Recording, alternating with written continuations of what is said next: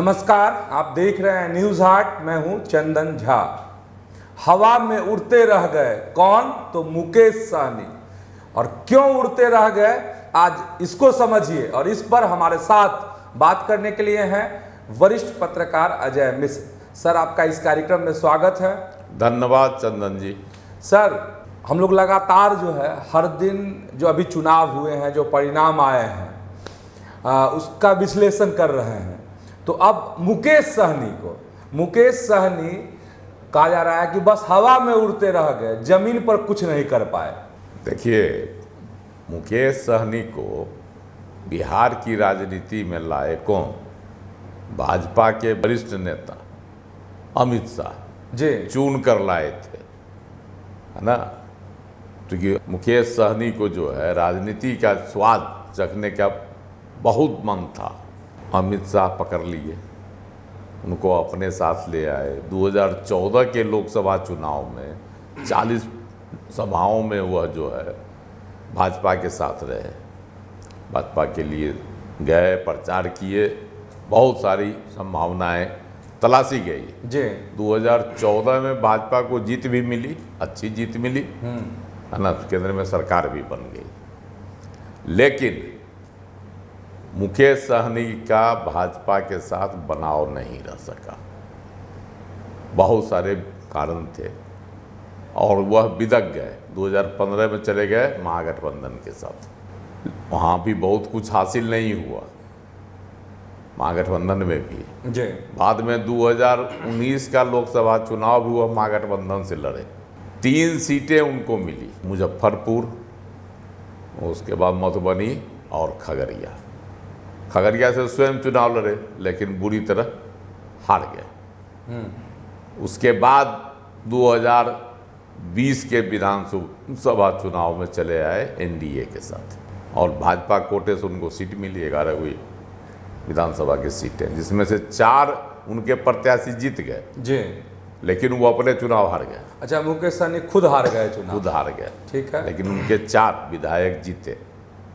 उनकी पार्टी को विधायकों की जीत हासिल हुई। लेकिन सवाल है कि जिसकी महत्वाकांक्षा बड़ी होती है, तो मुकेश सहनी ऐसे ही नेताओं में हैं बिहार के, जो धन के बल पर जी राजनीति की ऊंचाई तक तुरंत पहुंच जाना चाहते हैं। और एनडीए के साथ भी यही हुआ। हालांकि उनको विधान परिषद का सदस्य भी बना दिया गया भाजपा कोटे से, मंत्री भी उनको बना दिया गया, बावजूद उनको जो है ना चैन नहीं आया। वह जो है छटपटाते रहे, क्योंकि उसी समाज से आते हैं। तो जो जहाँ छटपटाना जो है उनका स्वभाव, जहाँ इधर से उधर हुए पानी से निकले कि छटपटाने लगते हैं। छटपटाना उनका जो है स्वभाव है, छटपटाने लगे। उनको लग रहा था कि हम बहुत बड़े निषाद समाज के नेता हो गए।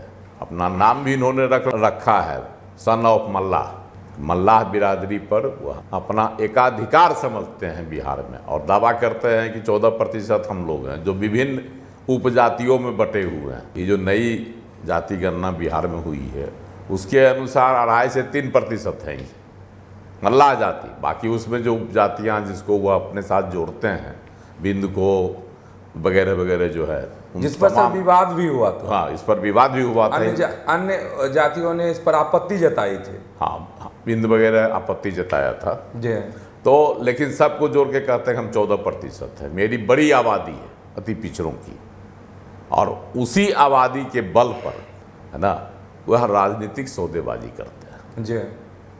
तो जब नीतीश कुमार जी महागठबंधन के साथ थे, तो उस समय एनडीए के साथ मुकेश सहनी को भी लाने की कोशिश हुई, और मुकेश सहनी भी दरवाजे पर खड़े थे। लेकिन 3 सीट की इनकी मांग ने इनको एनडीए से अलग कर दिया। और जब नीतीश कुमार जी एनडीए में आ गए तो ये महागठबंधन में चले गए। लालू प्रसाद जी लपक लिए। कांग्रेस जो चिरौरी करती रही कि हमको 9 की जगह 10 सीटें दी जाए, उसको सीट नहीं मिला। लेकिन मुकेश सहनी को झटपट में 3 सीट दे दिया गया, और मुकेश सहनी हवा में उड़ने लगे। तेजस्वी यादव को लगा कि अगर मुकेश सहनी का वोट हमको मिल जाएगा तो 40 में से 40 सीट हम जीत जाएंगे। और मुकेश सहनी को अपने हेलीकॉप्टर पर बैठाकर घुमाने लगे। मुकेश सहनी तो बड़बोला हैं राजनीति के, उनको हमेशा गुमान है कि पैसे से ही राजनीति की जा सकती है, और पैसे के बल पर वह राजनीति में प्रवेश भी किए और राजनीति में टिके हुए भी हैं। जी। लोग कहता है हेलीकॉप्टर सभाओं में जो तड़क भड़क जो होता है, भीड़ भाड़, इस सब का खर्च मुकेश सहनी आसानी से उठा लेते हैं। हालांकि मुकेश सहनी कहते हैं कि नहीं, हम तो गरीब का बेटा है, मल्लाह गरीब जाति से आता है, हमारे पास पैसा कहाँ से आएगा, लेकिन खर्च करते हैं। इनका विज्ञापन बड़ा विज्ञापन आता था अखबारों में, तो बगैर पैसे की राजनीति यह नहीं करते रहे, और इनके धन का उपयोग करने के लिए पार्टियां इनको अपने साथ जोड़ लिया करती हैं जी। और भरपूर उपयोग करके फिर आगे के लिए इनको, अब देखिए विधानसभा चुनाव 25 में है जी, उसमें तेजस्वी यादव इनको अपने साथ हेलीकॉप्टर पर घुमाते हैं फिर से। हाँ, फिर से कि किनारे कर देते हैं। जैसे आरोप मुकेश सहनी ने लगाया था कि हमको पीठ में छुरा घोंप दिए 2020 में विधानसभा चुनाव में, जी। और तिलमिला कर भाग गए थे मंच पर से। बाद में एनडीए ने गला लगा लिया। तो मुकेश सहनी की यही राजनीति है। और इस बार मतलब मुकेश सहनी मदमस्त थे कि इस बार हम जीतेंगे ही 2024 के लोकसभा चुनाव में। 2019 में तो बुरी तरह ही परास्त हो ही गए थे। 2024 के लोकसभा चुनाव में इनको पूरा भरोसा था कि हम जीतेंगे, मेरे प्रत्याशी जीतेंगे। और यह इनको सीट भी मिला बड़ा बढ़िया, जहां मल्लाहों का वोट है, जिसकी उन मल्लाहों की आबादी रेखांकित करने लायक है। झंझारपुर, मिथिलांचल का झंझारपुर लोकसभा सीट, वहाँ से इन्होंने जो है सुमन कुमार महासेठ को चुनाव मैदान में उतारा, जो खुद आर्थिक तौर पर मजबूत हैं जी। और लेकिन जीत नसीब में नहीं था। पार्टी को लोकसभा में भी जाना मुश्किल है।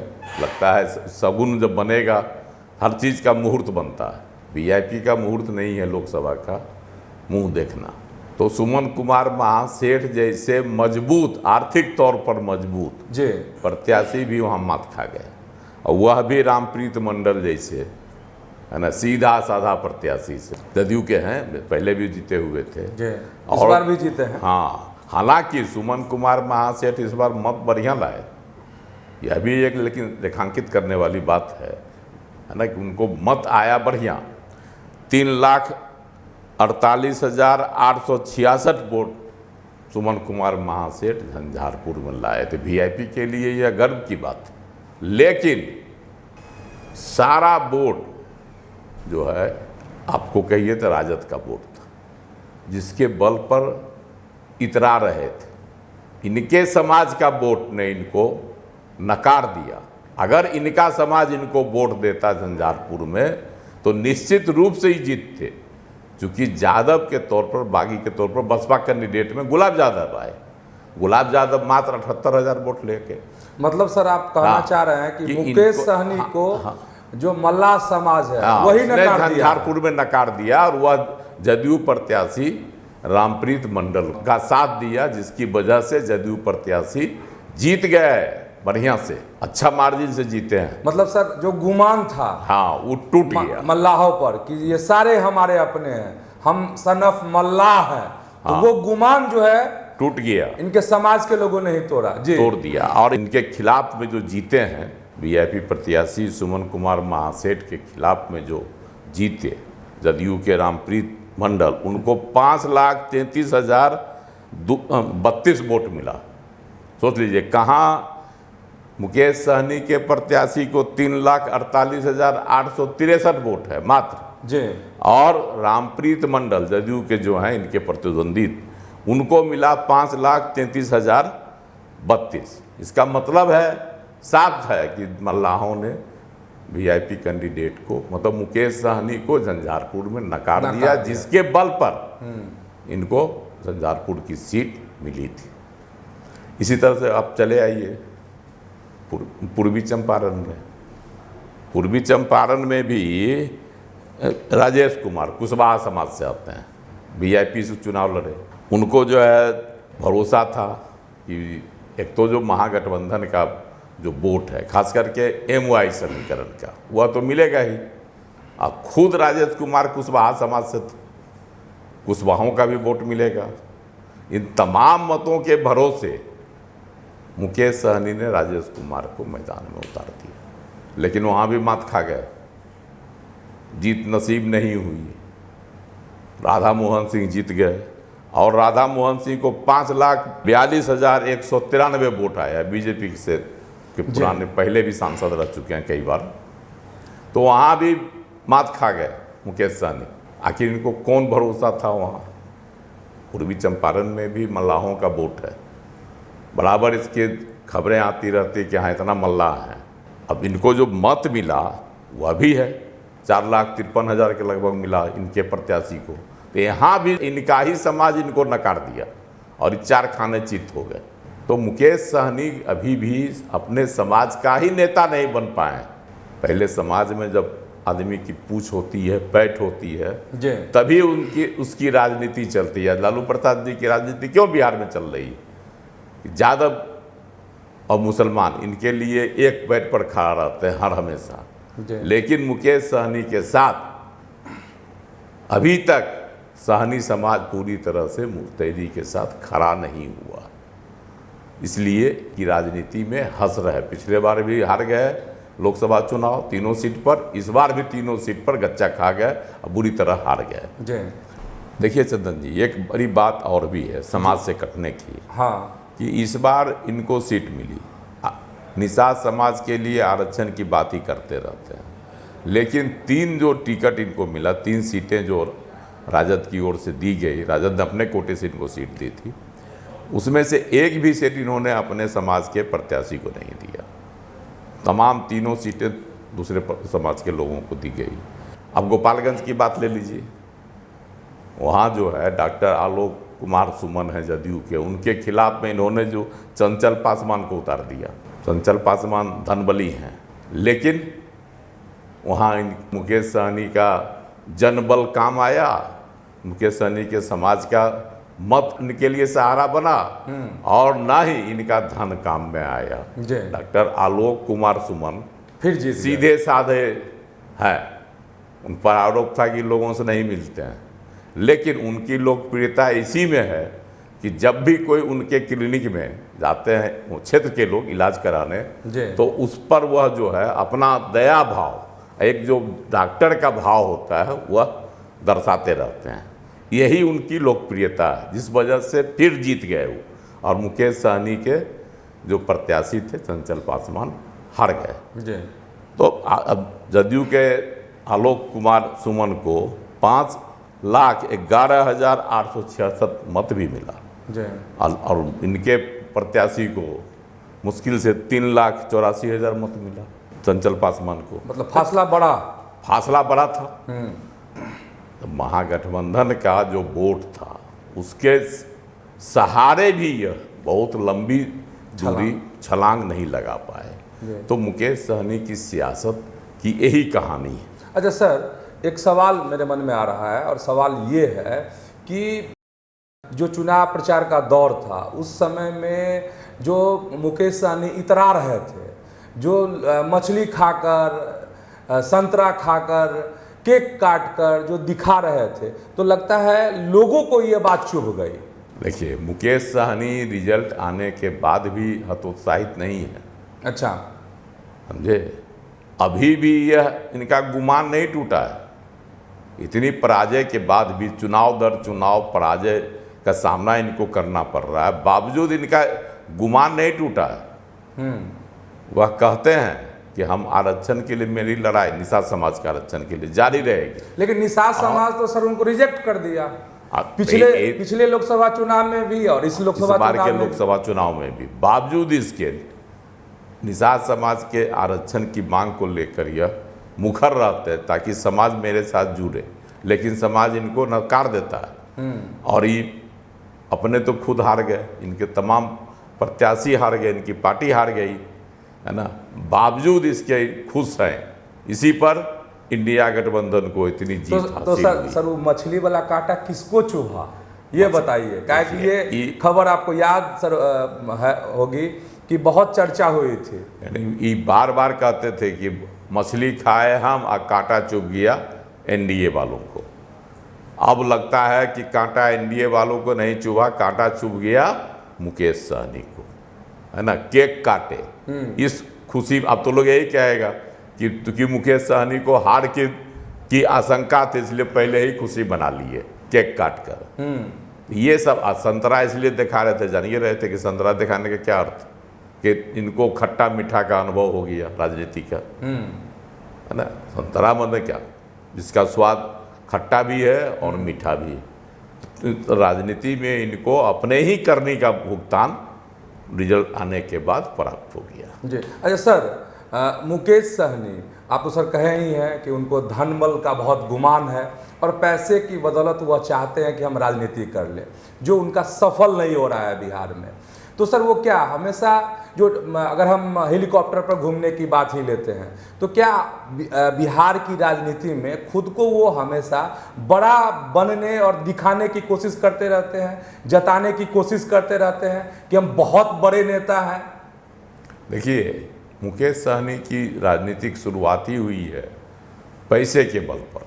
वह जब बिहार में राजनीति करने के लिए उतरे थे तो अखबारों में बड़ा बड़ा विज्ञापन देते थे, दैनिक अखबारों में खर्चीला विज्ञापन देकर वह राजनीति में अपनी पैठ बनाई। और इनके विज्ञापन के चक्काचौंध में फंसकर अमित शाह ने इनको अपने साथ कर लिया।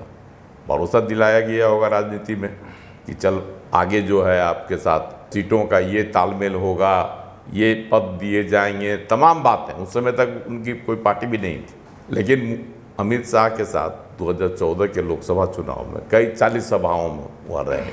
तो पैसे के बल पर 2019 में भी जो घुसे थे महागठबंधन में, और जो इनको 3 गो सीट मिली थी, उसमें भी पैसे की काफ़ी चर्चा थी। और चुनाव सभा की जो तैयारी होती है, जहाँ जहाँ जाते हैं, हेलीकॉप्टर का खर्च स्वयं उठाते हैं मुकेश सहनी। तो ये सब है जो पैसे के बल पर लोग इनको अपने साथ जोड़ते हैं। इनको भी भरोसा रहता है कि राजनीति में सक्रियता मेरी बनी रही, मेरी पूछ बनी रही। हालांकि हम पहले भी बोले हैं, फिर से कह रहे हैं, कहते हैं कि हम मल्लाह समाज से आते हैं, गरीब समाज से आते हैं, मेरे पास पैसा कहाँ से।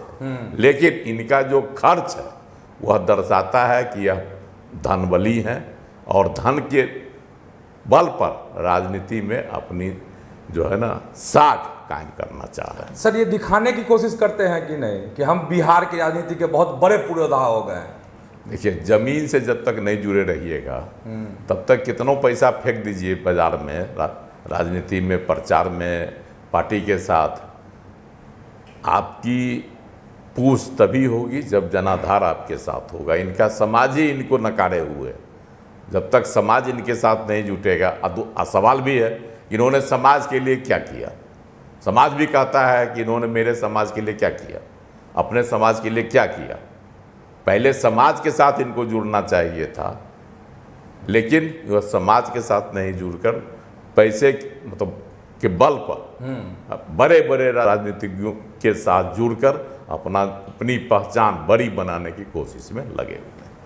तो आप समझ गए होंगे कि हवा में उड़ते रह गए मुकेश सहनी और कैसे जमीन उनकी खिसक गई। तो ऐसे ही आप जुड़े रहिए हमारे साथ, देखते रहिए न्यूज़ हाट। धन्यवाद, नमस्कार।